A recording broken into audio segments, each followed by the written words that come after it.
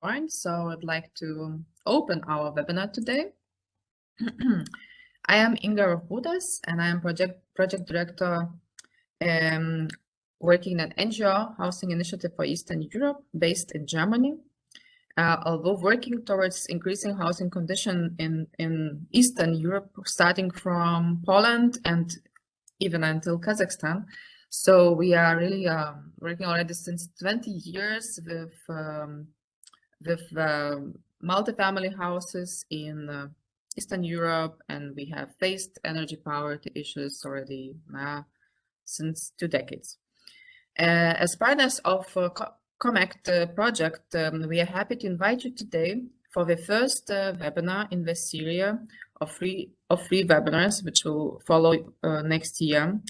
And we are aiming to highlight the issue of energy poverty in Europe under the light of the Fit for 55 package, which raises a huge challenge for many households in Europe. And today we have really great speakers, which I want to introduce now. So we have Baiba Miltovic, who is the president of TEN section of the European Economic and Social Committee, who will give us a key speech in a few minutes. We have also Maureen Cornelis, who is executive director of Next Energy Consumer and will moderate our event today. We have also Kęstutis Kupšys, the vice president of Lithuanian Consumers Alliance, who will present his work in Lithuania on different projects recently. We have also Knut Höller, managing director of Housing Initiative Eastern Europe, my organization, and also Santa Schmatzberger, project manager at Buildings Performance Institute of Europe, BPE. And together with Esther Turay, researcher of Metropolitan Research Institute, we will present our output on the definition of energy poverty. We have also Lydia Živčić, senior expert of Focus, and Eva Schuba, project manager in Climate Alliance. So before we open the official program, I would like you to inform also on technical issues. So we have possibility to raise questions at any time. You can do it in a chat box, which you see also next to the poll, and you can write down the questions so that we can see them and refer to them when the time comes. So also please keep yourself muted and ask questions only in a written form. And today's event is going to be recorded, and all the presentations and recording will be available for you within 1 week. So I hope everything is clear now, and I can give a word for Baiba, please. Thank you, Inga, and thank you for this kind invitation to be here present at ComAct webinar on the topic, which is, I think, for the last years already, very topical issue. And I'm happy that you're dedicating your project ideas to this very topical issue. My name is indeed Baiba Miltovica, and I'm representing Economic and Social Committee, which is a civil society organization house in the EU. And particularly my interest is in the section on transport, energy, infrastructure, and information society. Very long title, but in this year, one of the priority is indeed as well energy poverty. I would like to thank Inga Rovgutas, you, and also your colleague Kęstutis Kupšys for inviting me for this event, because it reflects also what we are doing. So it makes synergies. It makes synergies between things that we are doing in the house and also you in this Horizon 2020 project. I will give you a little bit helicopter view, and in September, as you know, we started working on Fit for 55 package. Basically, it was released in summer. but the work started in September. And what we did, we were reviewing a national recovery and resilience plans, and tried to see in every member state plan how member states are tackling issue of energy poverty. And what we discovered, that most of the EU member states are tackling energy poverty via renovation or building sectors. So this is the first element. So building, renovation wave, all these initiatives are very important. Early this year, we adopted opinion on Renovation Wave Europe. So I'm really encouraging you to look at the opinions that we produce, because sometimes some of the good ideas might be helpful for you. The next step, we will work on Bauhaus initiative next year, which is more familiar for you, most probably. We are working also on Social Climate Fund. This opinion is already adopted. And we see that in the Social Climate Fund, it represents more medium-term reaction to the problem of compensation of the high costs that we see on the energy field. But we need immediate action, and we need to really urge each member state are under the pressure what kind of solutions you can offer for your citizens to release the situation. So first point is renovation wave, building sector. Second point is still we don't have coordinated actions. We don't have one definition of energy poverty. And I would like to inform you that we are talking about that. I mean, not only civil society organizations, but different movements from environmental protection, consumer protection. We are talking about that for 3 years at least already. The third thing, there is big gap in between perception of the green or renewable energy and reality. So I will give you just data that in EU currently there are energy mix that consisting of 80% of fossil fuels and only 20% of renewables. So you see this big difference, reality and perception. And perception comes from media, comes from also us, from civil society organizations, because we are talking about renewables and green energy and transition, green transition, which is very important. But still reality is there. Therefore, we need to really think about how to build consumer trust in green energy markets. This is a key question, because many consumers, what they are doing at the moment, we are not talking only about vulnerable energy poverty consumers. There are many average consumers that cannot pay for their energy bills because they are very high. And many families with children, for example, pensioners and many other social groups are suffering, and they are not able to pay these high costs. Therefore, the trust, how to build the trust of consumers in the green energy market is really key question. And the third element, as I mentioned already, we need to think also about civil society organizations, how they can play more equal role in decision-making process. As I mentioned, for this national recovery and resilience plans, national consumer organizations were not involved in discussions. It was only presented the document or draft as it is, and it's very difficult to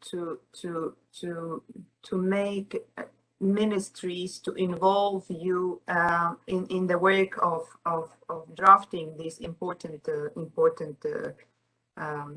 documents. I'm also involved in the STEP project. This is Solutions to Tackle Energy Poverty, just the same way as Kęstutis Kupsis, my colleague from Lithuania, neighboring country. I come from Latvia, Latvian Consumer Association, and we are working on this project for some years already. We struggle with many difficulties, as well as at political level, making making us heard as much as possible at the ministerial level, but also at municipality level, because as we know, many funding are available at municipality level. So this is the right level where we need to talk about renovation of buildings, renovation wave, and possibility for citizens to really renovate their houses.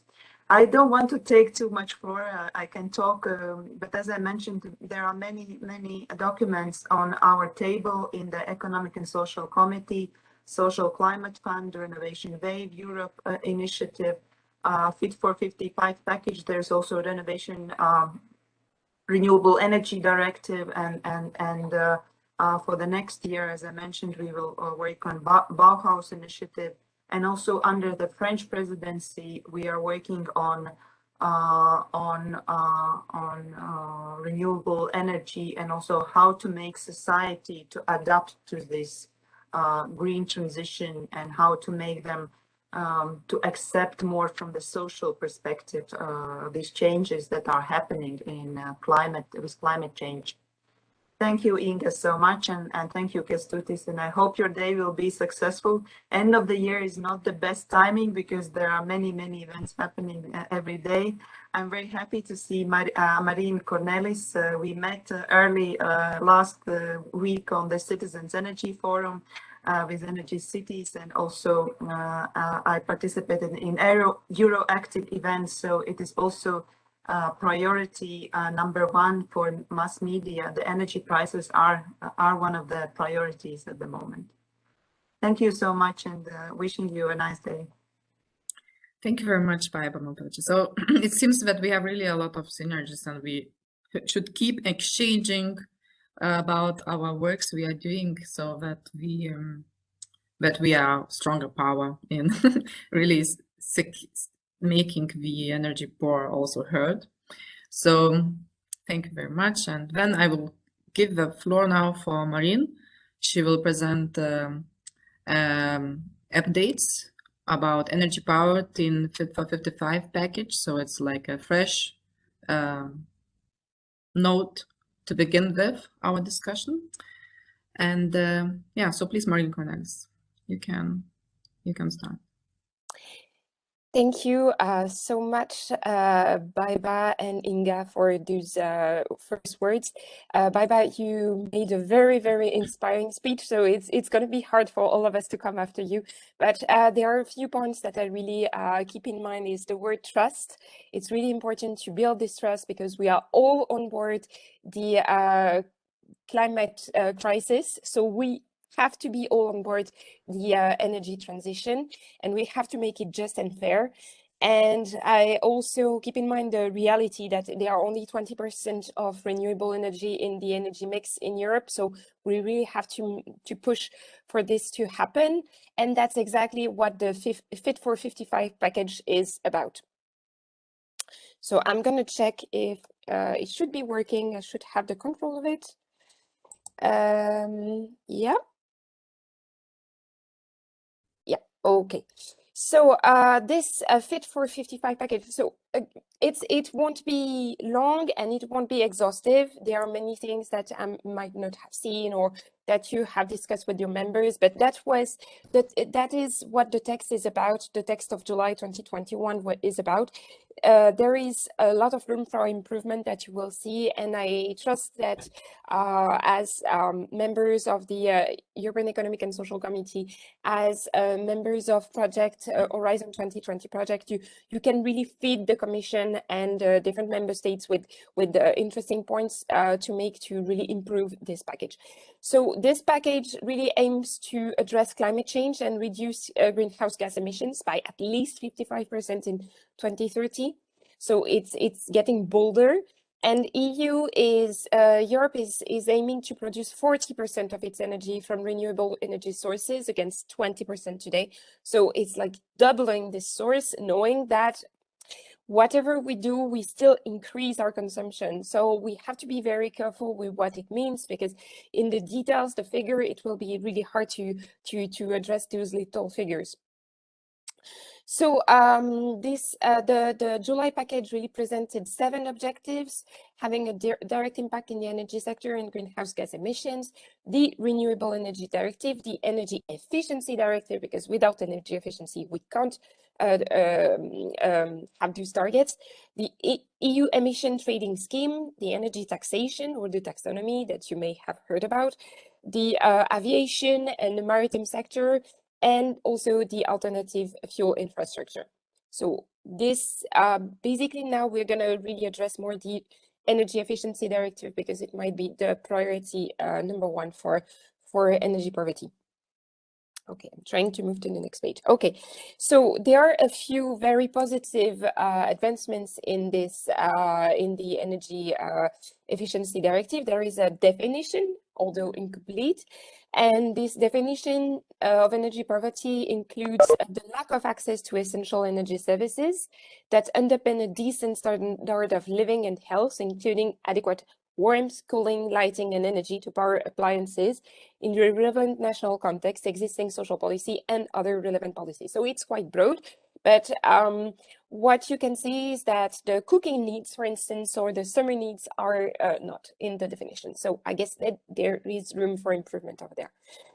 What I also find very positive in the EED is the broader definition of vulnerable consumers, which includes not only customers, so people with, let's say, a direct contract with an energy supplier, but also end users without a contract. So for instance, it includes the people who might live in shelters or the people who might benefit from collective contracts. So they get included in, so it means that the protection will be much broader for them.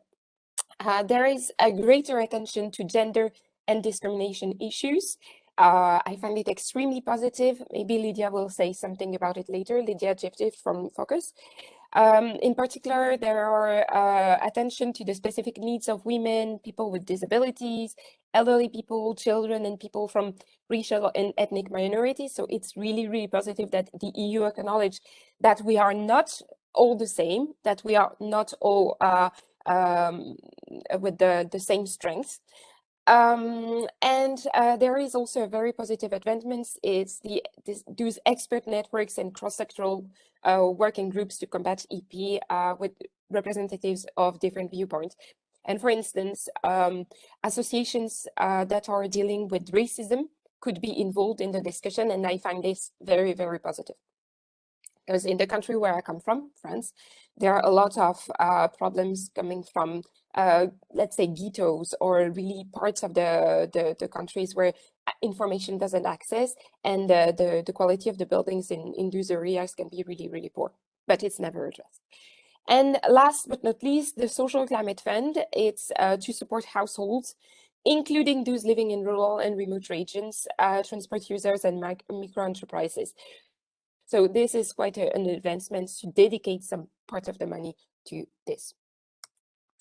Okay, I'm trying to shift. Okay, so this proposal for the energy, for a directive on energy efficiency, it moves the energy efficiency obligation from Article 7 to Article 8. So if you are in a technical discussion, you will hear about Article 8.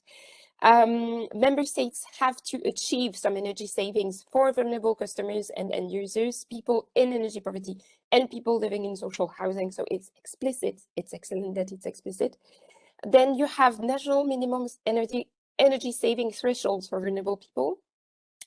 And it's calculated as the percentage of the population in energy poverty in the National Energy and Climate Plan, or as the average of 3 European Eurostat indicators, the adequate temperature in the winter, the bill arrears, and the consumer expenditure by income quintile. So it's not like if you are very rich, but you spend more than 10% of your money on your electricity, it's not really a big deal. But if you already struggle, you already have a low salary, then it becomes an issue. And that's something that the EU acknowledges.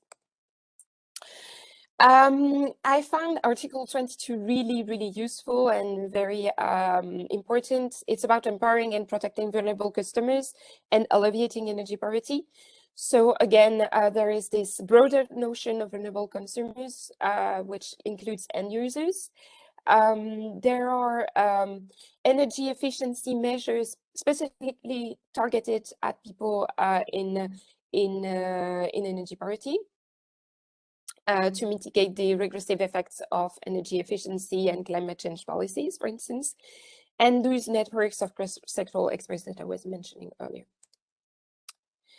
However, there are some, let's say, missed opportunities. For instance, in the definition, there is a lack of provision on the need for cooking or affordability. There is no link with the summer energy poverty or with transport. There are also on the renovation aspect, there are no specific targets for women, minorities, and other people identified as potentially more vulnerable. So that's also a shortcoming. And the biggest problem might be the extension of the carbon trading scheme, the ETS, to the transport and housing sector, because it could really put all the bills up, and that's really a challenge. And then last but not least, the new social climate fund that I was mentioning earlier, it's a good idea, but the amount, it's only 20.6 billion per year. So it's definitely not enough to compensate for rising prices, renovate housing, decarbonize private and public transport, and help micro enterprises. So it's definitely not enough, and we have to push for bolder objectives. So the next steps are really today. We'll have to really monitor the situation starting from today, because the European Commission is presenting the gas package and the revised Energy Performance of Building Directive, EPBD. Regarding energy consumer provisions, the leaks, what was presented, let's say, to the press and to some organizations, suggested that consumer provisions were in line with the clean energy package. So I guess that here we have to push for some harmonized vocabulary as well on the term of vulnerable consumers, and to include all kind of vulnerable consumers and also minorities, etc. And the revised energy performance of buildings shall set some minimum energy performance standards. We need really to pay attention to how will energy poor people be protected against gas prices, and especially now as they are increasing, and also the progressive phase out of fossil fuel. For instance, if we push people in changing their gas boilers, individual gas boilers, it might become a stranded investment in a few years. So it's really important to be careful and push for better solutions than gas boilers. The question also is, who will be paying for switching to net zero emission solution? I guess it will be people like you and me, but it will also be people in vulnerable circumstances for whom it can really be a much harder burden. The question is also, can energy communities play a role? And that's really the topic of ComAct. And how can we make sure that national building renovation action plans will be inclusive enough, also for the variety of people who can be put into vulnerable circumstances because of energy prices. So that's all for me. And if you want to discuss it, just feel free. In any case, the ComAct team will circulate the presentations later. So yeah, I think that's all for me now. And now my part is to become the moderator of this session. And thank you so much to the whole ComAct team for this opportunity. And I would like to start the moderation part by inviting Esther Turay and Senta Schmatzberger to present a summary of an overview report on the energy poverty concept in Central and Eastern Europe. And Esther and Senta, the floor is yours. Thank you so much. Thank you, Marine. Hello all. I'm Esther Turay from Metropolitan Research Institute from Budapest. And together with Senta, we will present a brief summary of our paper written for the ComAct project last spring. We try to be very concise, but I added the link of the paper at the end of the presentations, which you will receive. So you can read the full paper if you are interested. Okay, so the definition of energy poor and energy poverty is difficult both from a theoretical and both from an empirical point of view. But now I will focus rather on the second aspect, so how to grasp energy poverty empirically and how to quantify it, because although there are more theoretical definitions as well, most researchers agree that the point of the phenomena is that many households cannot fulfill their basic energy needs and cannot reach an appropriate comfort level in their homes due to affordability problems and also technical problems of the building. However, the quantifying the phenomenon is difficult because we have indicators, but different indicators point at different target groups and show different patterns within Europe as well. So, for example, the first big group of indicators is often called the consensual or subjective indicators included in the Eurostat Silk survey, and I show you the distribution of people who are unable to keep their homes adequately warm in winter. Sorry, this slide doesn't work properly. Okay, so here we can see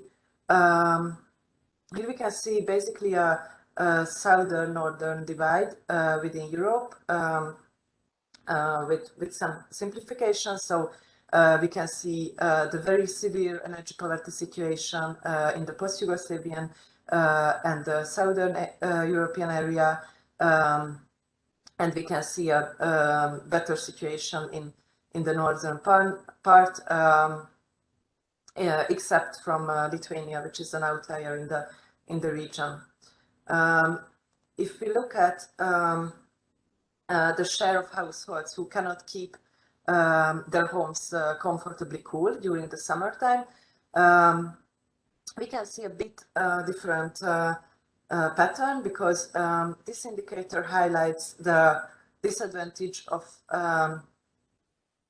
the eastern part of Europe more. So we can see that, for example, the Central Eastern Europe region has much worse figures than they had in the previous figure, but the very difficult energy poverty situation in the southern part of Europe is still visible. So so this is a slightly different picture, but it corresponds to the experience of many researchers who study the energy poverty in the post-socialist and post-Soviet regions, and because this is a common experience that these regions have worse energy poverty situations than the Western European countries and Scandinavian countries. Unfortunately, this indicator is not a primary indicator, so it's not collected. This data is not collected annually. So this is the US data from 12. Although with the climate change escalating, this indicator will be more and more important. The third Silk indicator, arrears and utility bills, shows a similar picture than the first one showed, and it also highlights the very severe situation in the Balkans, but there are some countries which perform much better in this indicator than in the previous ones. The subjective indicators I've showed you correspond to the patterns of poverty and welfare in general within Europe. However, the expenditure-based indicators show pretty counterintuitive patterns within Europe. The data is from the Energy Poverty Observatory webpage. So here we can see on the left you can see the high share of energy expenditure within income, the 2 median indicator,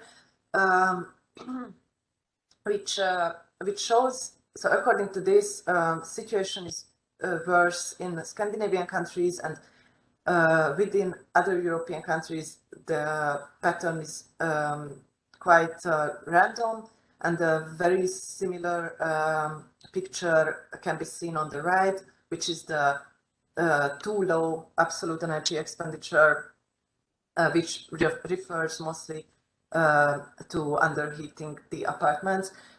So our conclusion here is that these expenditure-based indicators could be very useful on a national level, but they are so dependent on national contextual characteristics such as distribution of income or energy prices within a country that they are not they doesn't really make sense in an international comparison.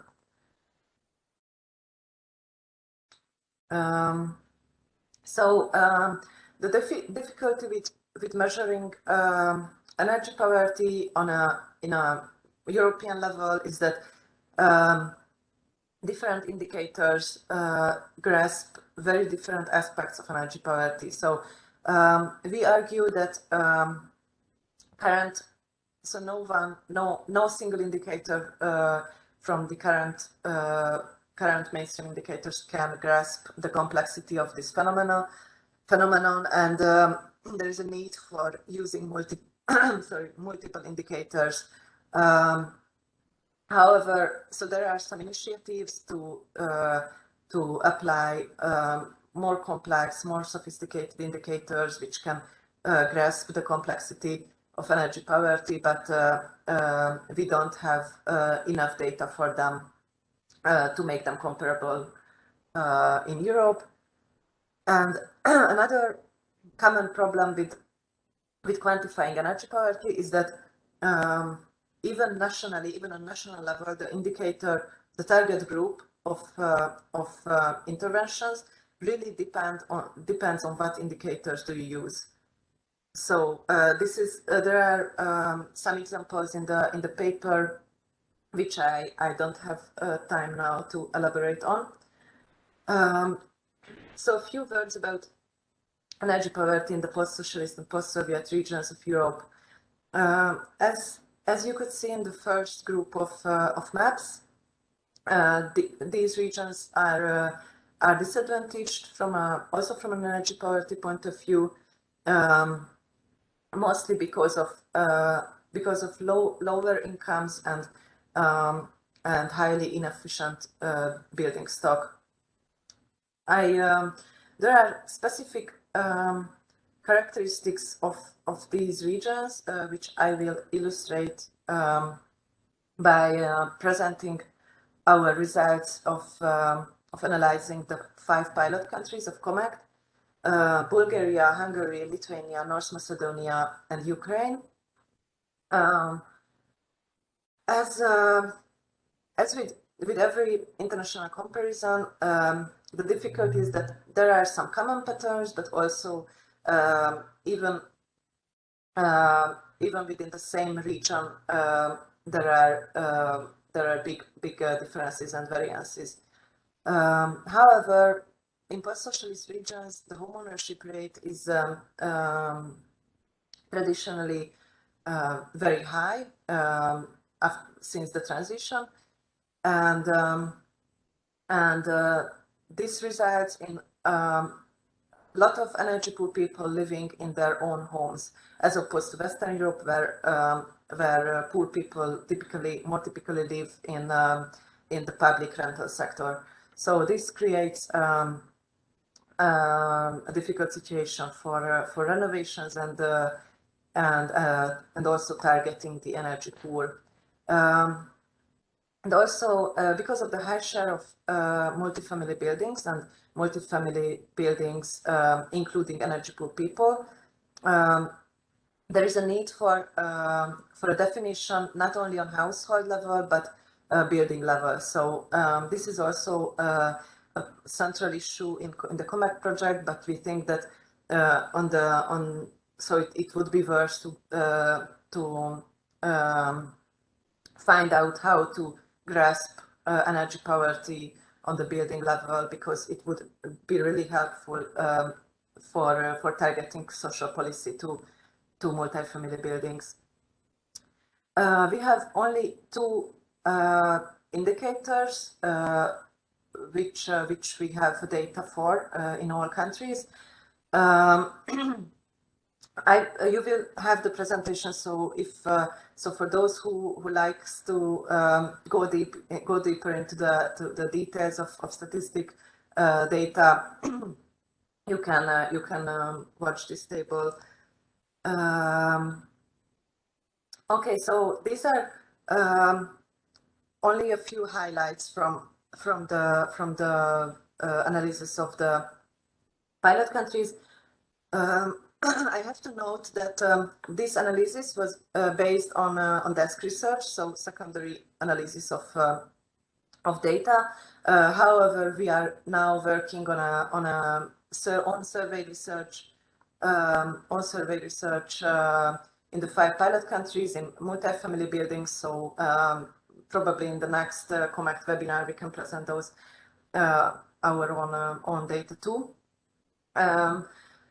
So just very quickly, one dilemma which is faced by all post-socialist and post-Soviet countries is the dilemma of liberalization of the energy markets,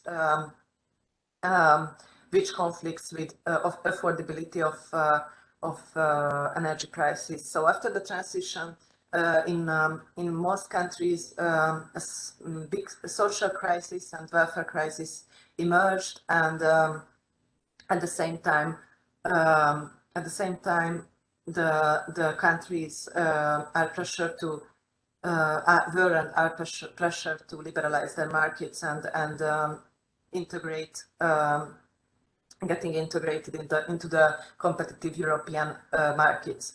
Liberalization, the energy sector most commonly results in sudden and significant increase in energy prices, and combined with the low incomes typical in the regions, this is a huge affordability problem, which is a dilemma faced by every government. There are different strategies to this situation, but this is certainly a special characteristic of these countries. The remaining points are about not common but specificities of some of the countries. So, for example, the strategies of energy poor households differ from country to country.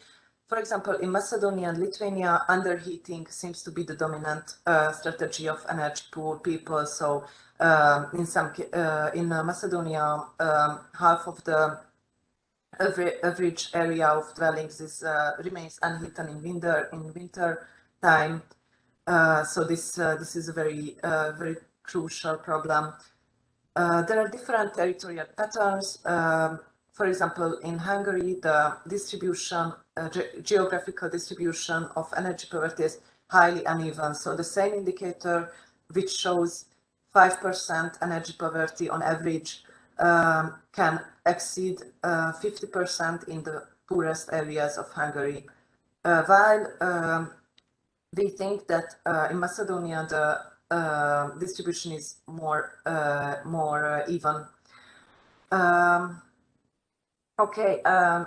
I really ran out of time, so I give the floor to Santa, and I'm sorry that I couldn't elaborate on all pilot countries, but I had to include a lot of information to a presentation. So thank you, and please, Santa. Thank you, Esther. And I think that was a very useful overview of what we've done. In the context of this energy poverty Sorry. research, no problem. We also looked at some instruments to fight energy poverty in different countries, and this is a quick overview table you can see here. We analyzed them according to accessibility for energy per household and share of deep renovations that were triggered through the programs. And you can see here that actually none of them scored high on accessibility for energy per household and the share of deep renovation triggered. So of the ones that we analyzed, and I don't want to say they're not in the better programs, but among these, none really actually reached the goal of targeting energy per households and reaching deep renovations, which is really a shame because this should actually be the goal of programs that are specifically targeted at energy per households. The ones we looked at focused mainly on financing structural renovation of the buildings, so facades and installations. They focused on improving the data through energy audits, which of course is also important and can give some insights for energy per households on how high their energy use actually is. Although of course often they cannot fix the problem easily. A lot of them had financial support for energy bills and social tariffs, so that's I'd say a quick fix, but not a long-term sustainable fix for energy per households if they're living in badly insulated buildings, for example. Legal disconnection protection is always a good tool to protect energy per household, but of course also not very sustainable. And information and awareness measures, I think, are very important, especially when they also go hand in hand with energy audits. But of course, they don't solve the problem of being energy poor due to not having enough financial means to pay the energy bills or also pay for the renovation of the building. We identified some issues that the structural improvement through renovation is not targeted. But of course, energy per household have a high risk averseness and don't want to have long-term financial commitments because they don't know if they're going to be able to cover them or not. So of course, they need more funding and security somehow for their projects. And instruments are tailored to energy poor people specifically, but as you can see, don't really make sure that deep renovation is triggered, which would be a sustainable way of overcoming energy poverty. So yeah, I think it's always good to see that new projects are being done, and we see also that in the Fit for 55 package, a lot of things might help, also with the COVID recovery funds. And that brings me to the next slide. We also did a quick overview of the new policy framework in our report. And this is just an overview again of the Green Deal, the Innovation Wave, the Fit for 55 package, and the EPBD revision, which are the key documents for fighting energy poverty on a European level. And of course, this has to be somehow implemented on the national level. Next slide, thank you, Maureen, first of all, for this great overview of the Fit for 55 package. I think that you already covered most of the points that are relevant, also for our project, but for energy per households. And I think the national implementation, of course, is important. We covered in our report the renovation wave, and we identified non-regulatory instruments, the Building Stock Observatory and the Energy Poverty Observatory, both collect data, which is important to see where energy per households are found, and can also feed into national renovation strategies. There was a launch of the Affordable Housing Initiative with 100 lighthouse projects, which I can only say again, I think it will be very important to also have a lot of projects in Central and Eastern Europe to fight energy poverty there. Standardized industrial solutions can be part of the solutions, and of course, technical assistance is also important to know how and where funds can be accessed. On the regulatory side, we have minimum energy performance standards expected from the EBBD revision published today. And I think this will also be, for me, a very tricky subject because they need to be designed in a way that energy poor households are not only, they're often living in the worst performing buildings, but they also need to then have the funds to renovate these buildings. And that's especially relevant for people who are living in their own building that they own and then they're somehow suddenly responsible for implementing minimum energy performance standards, which you probably don't actually know about that. And then, of course, I mean, that's linked to financing. So we need to examine how the EU budget and ETS revenues can be really used for the low-income population. And Marina already mentioned the Social and Climate Fund, and I think that can be one of the key funds in the future for energy for households. Then also, we identified ESCO models and energy performance contracts. These can help the affordability issue and the financing issue that energy poor households face. And of course, then we need targeted financial solutions for these low-income households that take into account facts like that they do not want to commit long-term to paying back.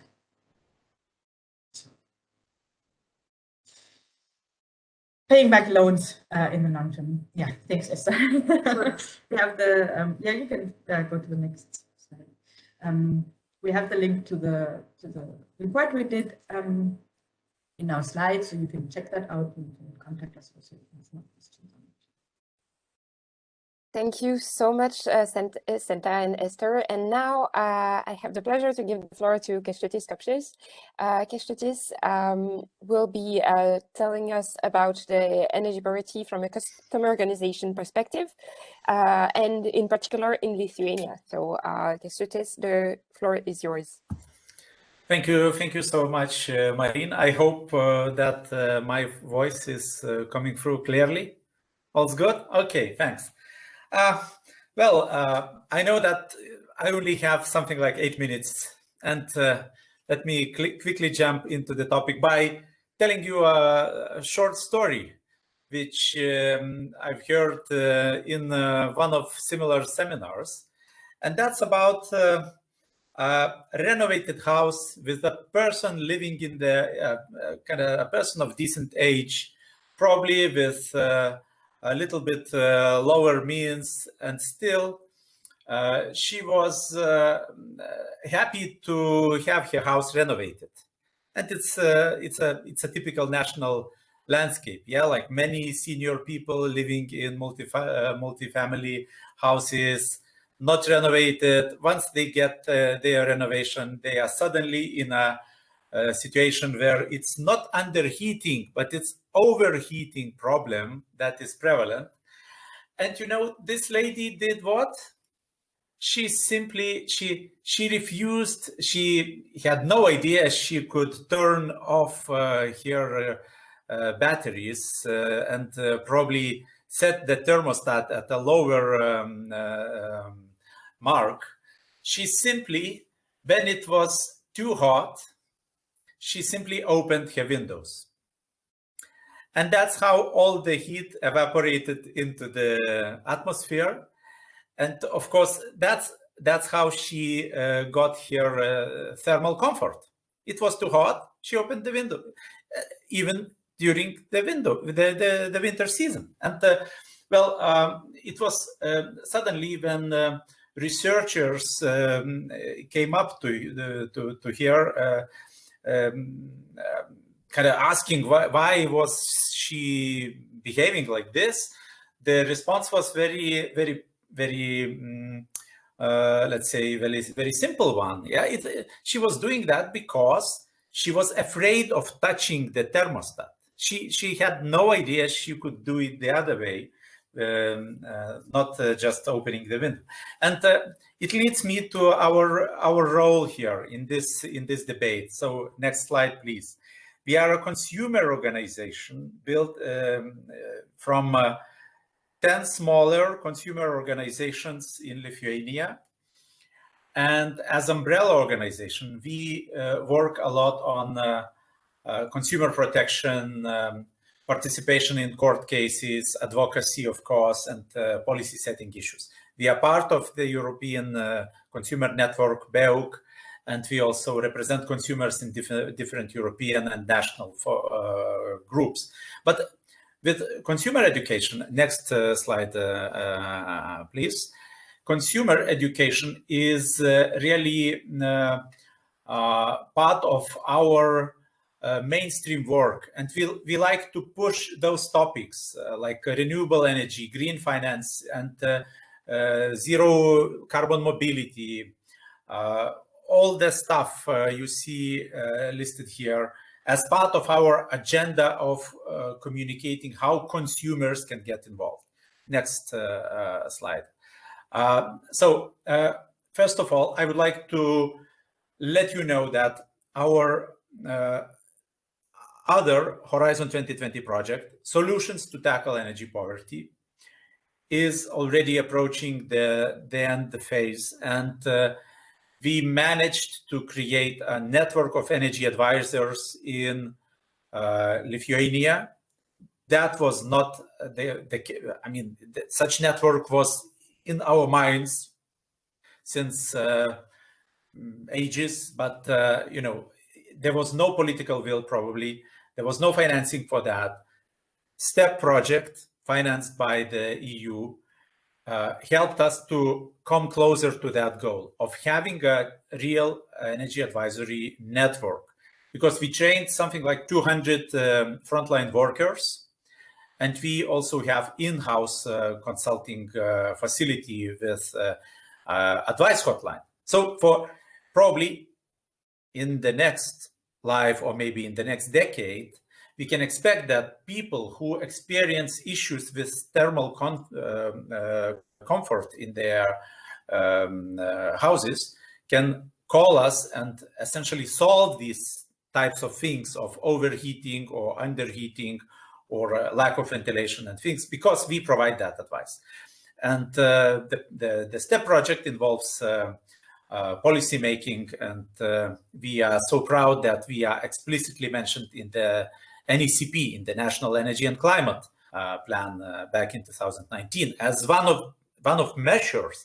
Like, for us, it's a huge recognition, because if you get a project run by a consumer organization, we are part of the BEUC-led consortium.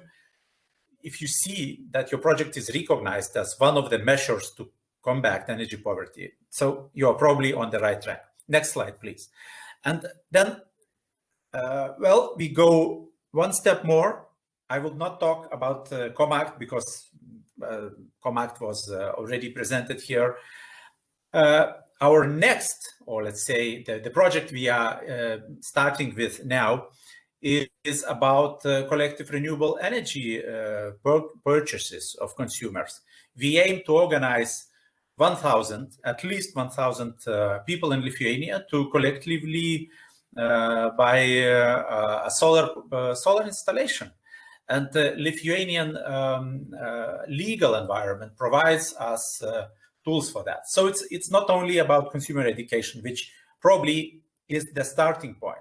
It is also about creating a framework inside of your country.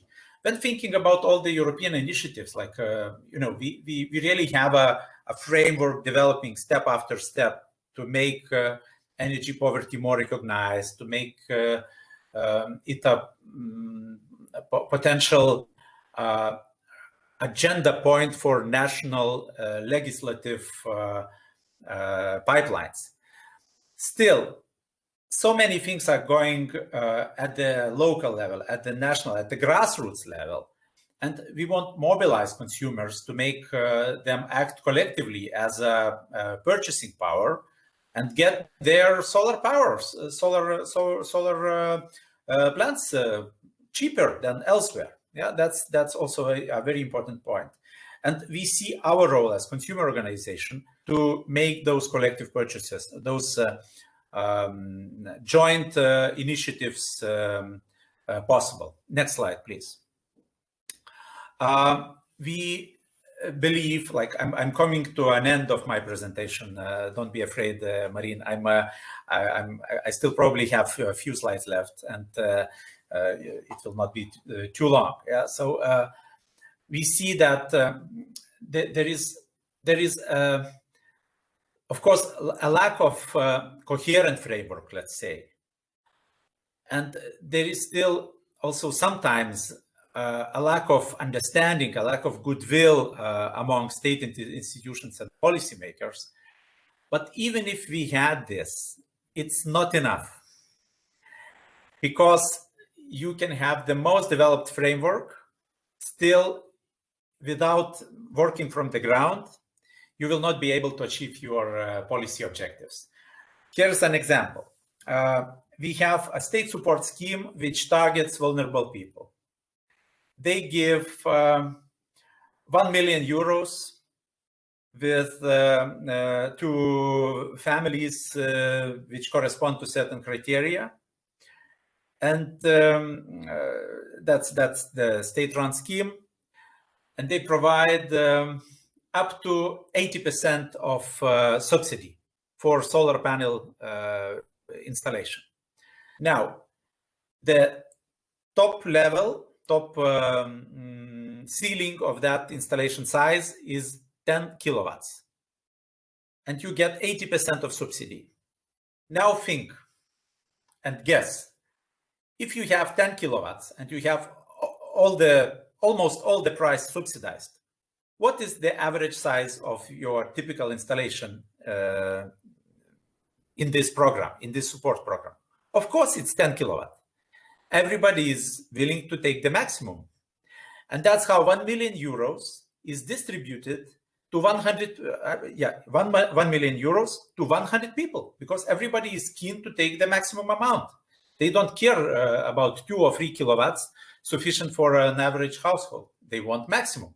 Even if they have extra electricity produced, which they do not consume, it's not a question, because something is coming, just, you know, like a manna from clouds. And this means that there is a clear need to make sure that we do not provide incentives which make energy poverty combating schemes like, you know, an option for those who know how to play the system. Yeah, it should be somehow managed in a way that it reaches exactly those who are in most need, and for that we need grassroots level knowledge. Yeah, so let's go to the next slide, please. Here is a very simple, let's say, simple idea, simple logical framework, that if you provide consumer education, and if knowledge how to act, what to do, comes from the ground level, people can engage in collectively purchased renewable energy sources installation campaigns. They can have energy efficiency initiatives jointly developed and implemented, and then of course they will enjoy the benefits. And that's how it goes. Like it may lack the point of of action where the high level policy initiatives meet the real demands of people. We believe that the best option is, of course, to convert those consumers in need to prosumers with certain thresholds in mind, and probably not overproducing, maybe keeping it at a necessary level. Next slide, please. And here is my glimpse a little bit of into the future. What would we might want to work in the future on, and that's maybe it's about CECs and 3ECs. But for Lithuanian example, it will probably not work. Why? Because we have such a good framework for individual purchases. If you are getting energy from sun at very good conditions, individually, you don't need to, you know, to combine forces. You may go individually, buy your solar plant, and be sufficient in your energy needs. Wind power, maybe, but knowing how difficult it is for local communities accept wind installations, then, you know, it makes much more sense to go with the solar. If you allow me to take a look even, you know, even more further, maybe a decade from now, or maybe even a bit more, what I see as our ultimate goal, and that makes a very, you know, very, very nice vision to live with, is how you make your energy self-produced, self-consumed, coming to you at near zero cost. In the end, that should be our goal for all Europeans, not only for the, you know, for the poorer ones. And my last slide, it is about telephone number, email, Twitter account. Please come visit us and stay in touch. Write your impressions. I'm sorry I could not go deeper into this because time is limited, but thank you for your attention. I will stay for a panel discussion and await your questions. Thank you. Thank you, Marine. Back to you. Thank you so much, Kęstutis. It's always a pleasure to hear your experience and listen to your enthusiasm. So now it's time for the panel discussion. And I have the pleasure to have in this panel discussion Eva Suba, who's the project manager at Climate Alliance, Knut Höller, who is the managing director at Housing Initiative Eastern Europe, Lydia Slivcic, who is a senior expert of Focus in Croatia. And of course, in the panel, we also have Esther Turay, Senta Schmatzberger, and Kęstutis, who are also joining us. But first, I would like to ask a question to Eva, Lydia, and Knut. So, did anything really surprise or challenge you in the reports and presentation we just saw? And does this resonate with your experience dealing with energy poverty? Who should start? Eva, please. Eva. Hi. Hello, Eva, everyone. we'll do Eva, Knut, and then Lydia. And you have 1 minute. Okay, I see. Thank you for the question. To answer very shortly, not really. No surprises there.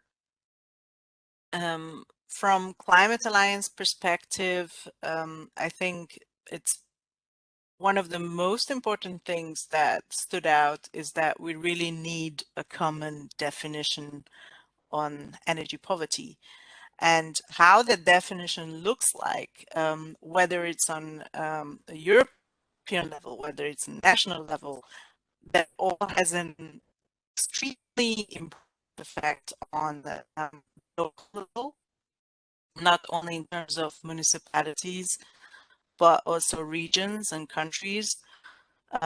We know that in Europe, democracy works in a little bit different way in different countries.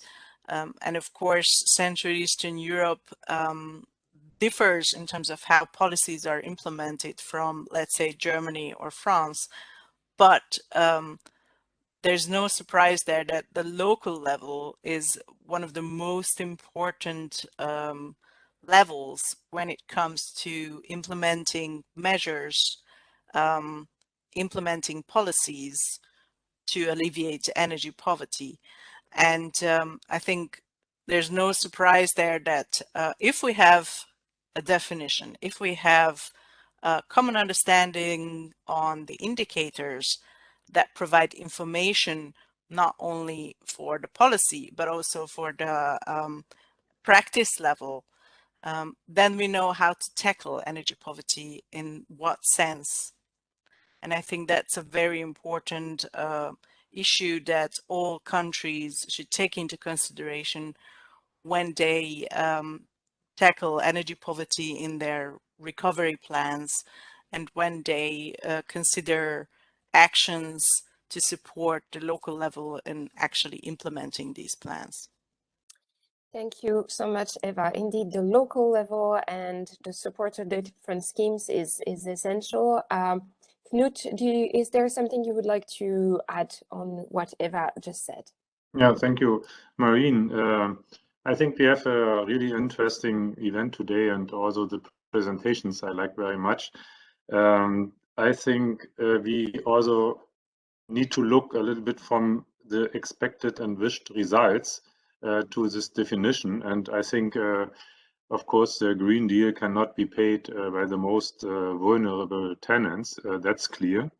And I think we need on the EU level and on the national levels to ensure that nobody is evicted when houses or apartments undergo major renovations. And I think even more that rents or costs for apartment owners must be fully or mainly balanced by savings, by energy savings, and therefore we need to develop the appropriate mechanisms. And I also don't like that in all these discussions we have often somehow artificial competition between rental flats and apartment owners. I think both need to be in the focus, and especially in our region, we are looking for now that in Eastern Europe and Central and Eastern Europe, where we have really unbalanced housing markets, and I think we need to avoid that persons are evicted after renovation. I like this artificial word renoviction. That means eviction by renovation need to be avoided somehow, and that's for me the main focus. Yeah, thinking from the end how to pick them up, tenants or homeowners, and make for them the participation in the mainstream process possible. And for that task, we have a huge challenge now in this decade, especially, and this issue need to be fixed in the long-term renovation strategies in each country, I think. And Lydia Siftit, what do you think about that? Do you agree that it all comes back to making sure that there is no battle between the pores? Well, yeah, thanks a lot. Hello, everyone. Yeah, this thinking about the renovictions, it actually kind of illustrates a problem which is happening, or I fear at least that it's happening now also with the Fit for 55. We heard in the slides that the energy market liberalization had rather bad consequences on the state of energy poverty in Central and Eastern Europe. And the problem is that through some EU policy process, we actually created a situation where we socialize the costs of the energy companies that hurt the society, and we pay for curing these costs with the public money. It's a bit similar story happening now with the hike of the energy prices. Right now, we are discussing in Slovenia some sort of like energy voucher that we would give to people who are energy poor, which is really excellent. We really need this at this moment. But the problem is energy companies that are basically profiting from a little bit of, I would call it manipulation on the gas markets. They're going to collect the profits, and we're going to pour public money to people to be able to survive this winter.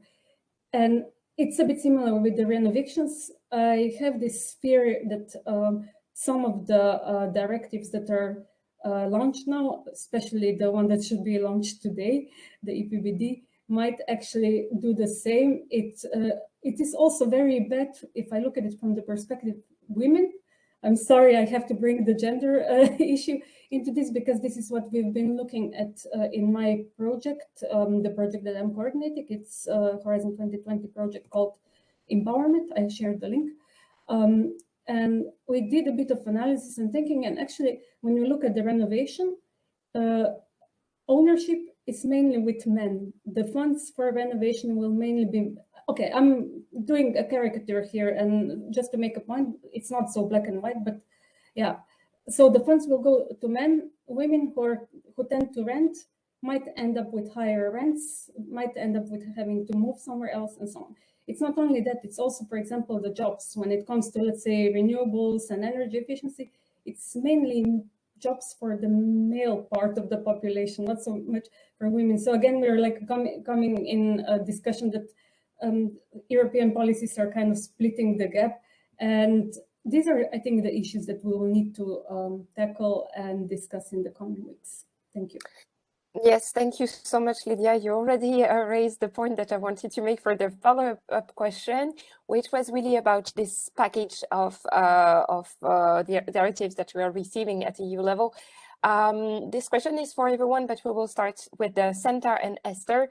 What do you think the current directive should include as a EU definition of energy poverty? I guess you mentioned the collective aspects of the buildings. That was something coming from the discussion earlier. I guess the gender part is critical. So very quickly, you have 30 seconds each because we don't have so much time. So you have 30 seconds each, and it will be Senta, Esther, Kestutis, Eva, Knut, and Lydia. Senta, the floor is yours. I mean, I think it's not so much only about the definition, and thanks, Lydia, for that great point on the gender bias. I think that's super interesting, and we don't look at that often enough. But I think it will be key, as I already said, the national implementation, and I think that there should be some guiding from the EU level, because most national governments are not actually addressing this issue properly. So I think we need to earmark some funds for energy poverty on EU level that goes then down to the national level. Implementation. Esther, what do you have to say? Yes, I agree with Santa, so as for the definition, I think definition on the level of buildings and multifamily buildings would be very important. However, I see that the main obstacle of this is a lack of data. So I think if we're really talking about definitions, then we have to overcome the problem of lack of data. But on the other hand, I agree with Santa that maybe the main bottleneck is not the lack of definition, but the lack of political will, and with the combination of financial resources. Yeah. Kestutis, do you agree with that? I would say that we need a definition which encompasses as wide sources of energy poverty as possible. It should not be exclusive, it should be more inclusive. And for that reason, I like very much the approach taken by Austrian colleagues, by Austrian researchers. They made a study on behalf of Austrian Ministry. I will share the link, and you will see that we incorporated that study into our project deliverables as policy recommendation, because it looks like a good decision. So await my link in the chat. Eva. Yeah, I agree with everyone, I have to say. But I think what is important on the EU level is to recognize the differences of the different countries in terms of political will as well, but of course in terms of the situation of the housing market, as well as how to gather the qualitative and quantitative data to be able to actually tackle the energy poverty issues according to the national or local characteristics. And for that, in terms of, I think one of the very important point that was raised is the differences in terms of rental market and ownership, because the availability of funds and the availability of the system, of the schemes, thinking about minimum energy performance standards,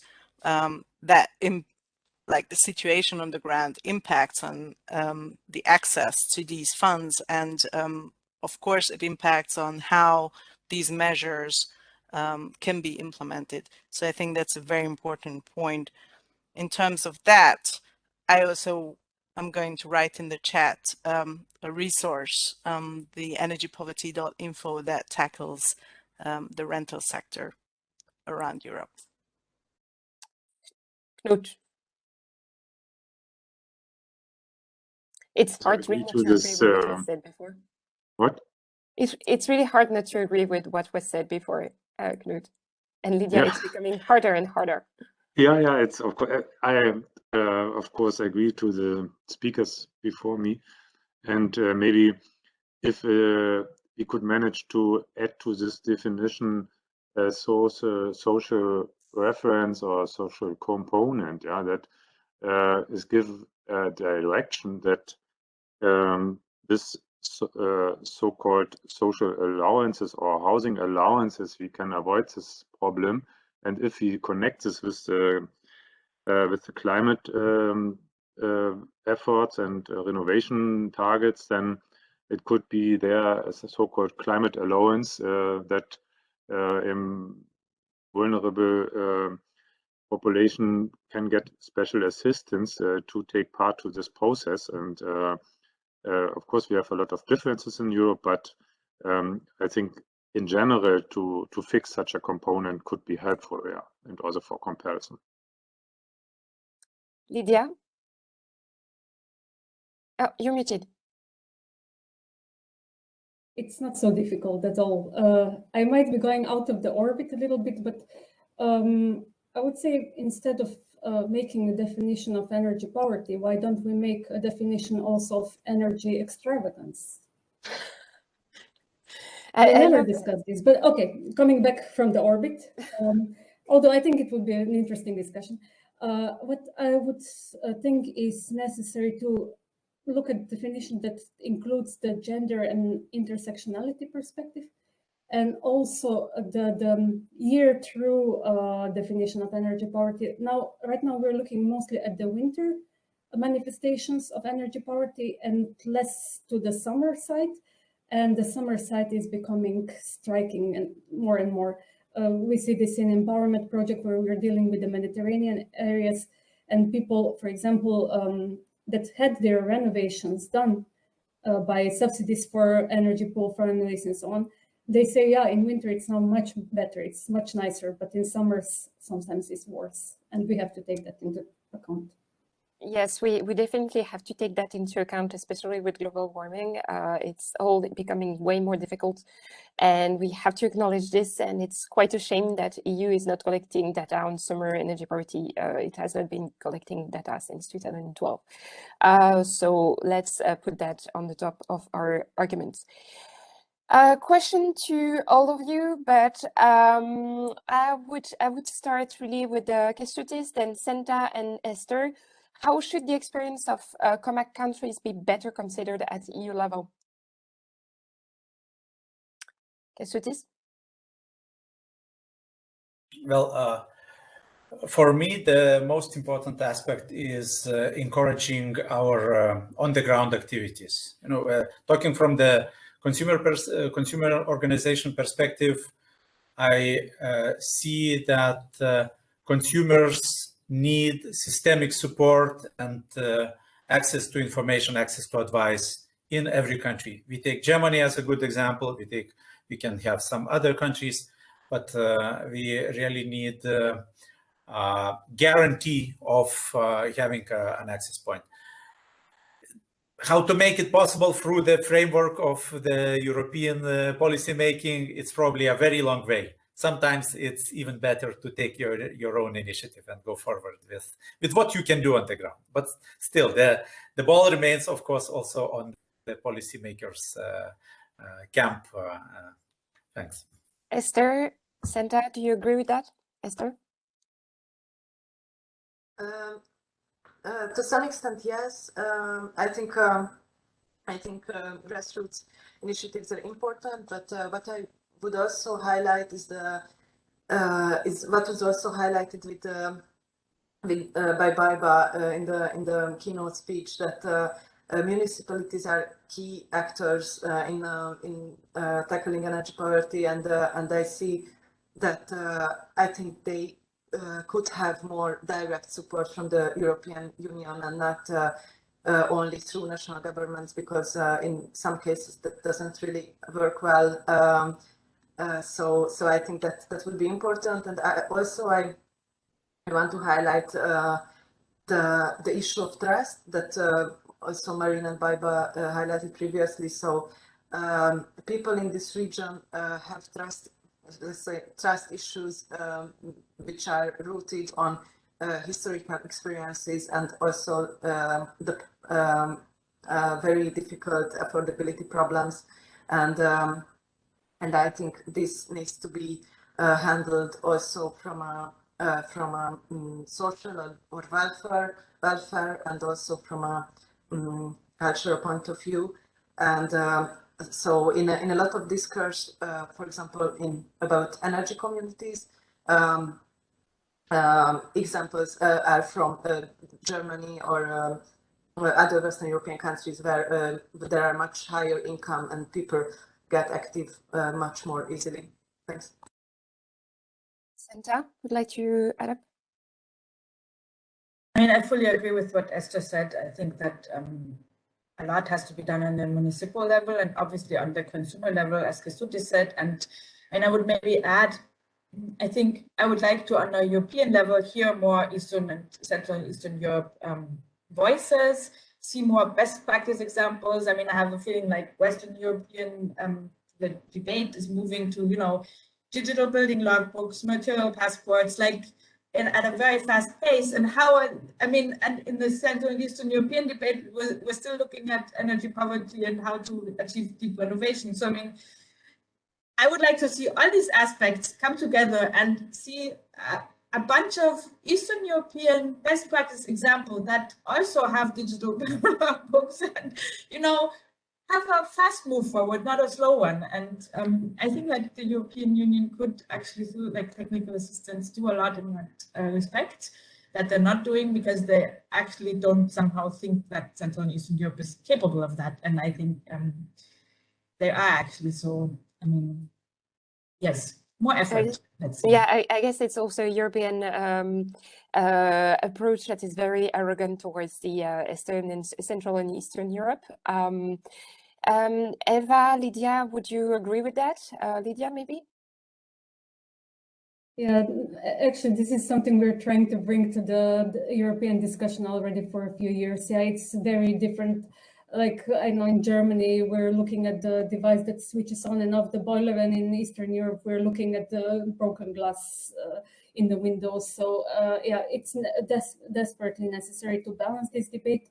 And this is why I think ComAct project comes at the really right time. And I really urge you also to do some advocacy messaging in Brussels. If you need some help or want to learn from our experiences from REACH project, do let me know and I'll be happy to support. I'm sure Eva will confirm. Yes, I mean, just to give you a personal perspective, being a Hungarian living in Germany, I completely understand the different perspectives. And what I would like to add here, though, that technical support for municipalities is on the way in the form of the Energy Poverty Advisory Hub. And also municipalities will have the chance, who are signatories of the Covenant of Mayors, to take advantage of the coming up energy poverty indicators that will be like around 60. So municipalities will have the chance to make use of existing and upcoming technical assistance. But I do agree that Central Eastern European municipalities definitely need all different kinds of support. And I also have to say that I think what is important here is the collaboration of NGOs, municipalities, because what is happening on the ground, and the help is not only needed, but the help is already there. Absolutely. Knut, you are the last person who's invited to speak. Unfortunately, we had other questions, but we won't have the time. So yeah, let's continue the discussion. And I see Marta Myers, the Right to Energy Coalition, here in the chat, who is inviting us all to participate to their forum at the end of January. So I guess there are so much room for discussion. Knut, the floor is yours. Thank you. It's quite hard to add something now. If already everything is mentioned, I think if we are seeing the lack of workers, employees, and so on in this field to refurbish the housing stock and become climate neutral in the building stock, then I see there also some possibilities to have more innovations and also to use this process as a job machine and bringing more people to work, to useful work and so on. Okay, now I am being said in the chat box that people are still here. So if they want to, we are a little bit late already, but if you want to stay in for a few more minutes, I would like really to have any of you, of the speakers, to say just in a couple of words, what would be your #1 recommendation to reduce energy poverty? And we will start with Senta, Esther, then Kestutis, Eva, Knut, and Lydia. Okay, #1 priority. Senta. I think I would say cooperation between all actors. That I think would be my #1 priority. Esther? This may be boring, but support, socially targeted support for deep renovation of residential buildings. Kestutis? You're muted. Yeah. Prosumer. I think it sums it up. Eva? While strengthening collaborations as well. Yeah. Knut? I follow Kestutis because we worked on this. Prosumers, I think we need more awareness on all levels, including them, that people are by themselves engaged in this, avoiding energy poverty. And Lydia? Yeah, the people affected by energy poverty will be very not happy with me because I look into things that are maybe some 30 years away, but I would start seriously rediscussing our economic and political systems. Yes, that is very, very bold, and that's a very nice way to finish. And I really loved when you mentioned energy extravagance, and maybe it's also our economic system that is a bit extravagant indeed. So I would like to thank you all very, very much for this fantastic conversation. I learned so much. I really liked our conversation around the definition. We need really to implement. We need, at the local level, we need some data. We need to be more inclusive. We need to acknowledge the differences because we are not all the same. And some of us are in rental property. Some of us own their homes. And we really have to take into account all the, let's say, social components behind the energy, climate, and energy justice transition, actually. And for this, we need everyone on board. We need collaboration. We need prosumers. We also need to acknowledge the people who want to become prosumers. And we need to put our strength into really advocate for a better world. So thank you so much to everyone. It was really, really interesting. And I will leave the floor to Inga. Thank you so much, Inga, and congratulations to all of you. Yes, thank you, Marine. Thank you all for taking part. I will not take more time. Just you can follow our ComAct project on social media and just keep updated on our outcomes, outputs, and yeah, see you in the next webinars then. Have a nice day. Bye. Thank you, everyone. Bye-bye. Goodbye. Bye-bye. Thank you. It's a pleasure. Bye. Bye. Bye. Bye.